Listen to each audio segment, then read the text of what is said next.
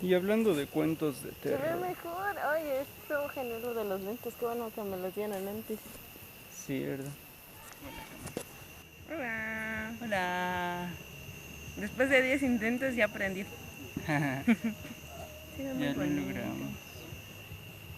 Fue Y si me hubiera ido ahí, se un me... buen rato de intentar, por eso comenzamos desde el 10 para las 8. ¿Qué hora son? Ahorita son las 8:35. Estaba la mojada la madera. Sí, muy mojada.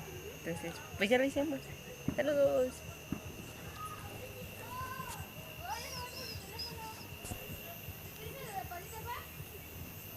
Así ya no veo.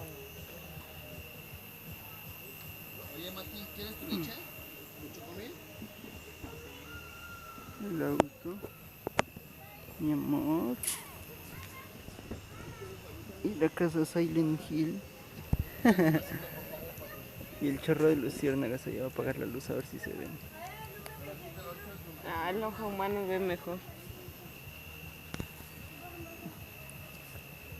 Esa luz azul que se ve al fondo es una niña jugando. Las luciérnagas están abajo. Evidentemente no se ven. No tanto como las flamas o la exuberante música del vecino.